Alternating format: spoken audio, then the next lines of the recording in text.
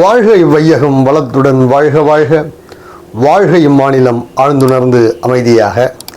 அன்பர்களே, மார்ச் 13 இன்றைக்கு தத்துவஞானி வேதாத்திரி மாமணி அவர்கள் தன்னுடைய வாழ்க்கை மலரிலே சிந்திக்க தருவது புலன்வழி தொடர்பு என்பதாகும்.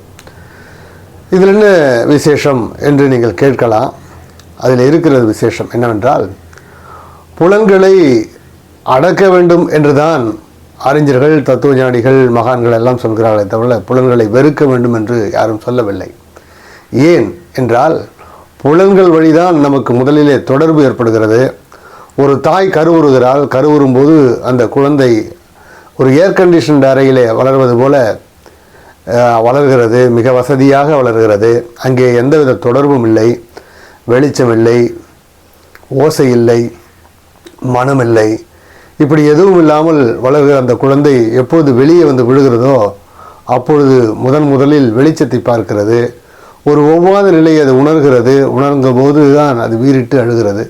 பிற்பாடு ஒவ்வொரு படிநிலையாக அது எல்லா புலன்களையும் இயக்கத் தொடங்குகிறது. எப்போது புலன்கள் இயங்கத் தொடங்குகிறதோ அப்போது தான் அதற்கு அறிவு வளர்கிறது. பிற்பாடுதான் அறிவு என்பது உள்ளொளியாக பிரகாசம் அடைகிறது.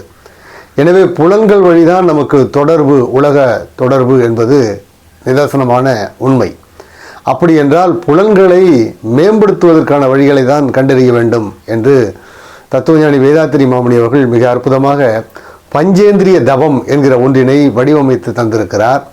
அந்த பஞ்சேந்திரிய தவத்தின் மூலமாக புலன்கள் மேம்பாடு அடையும் என்பது அவர் கண்ட உண்மை. அதனை எல்லோரும் செய்ய வேண்டும் என்று அருள் தந்தை அவர்கள் சொல்கிறார்கள்.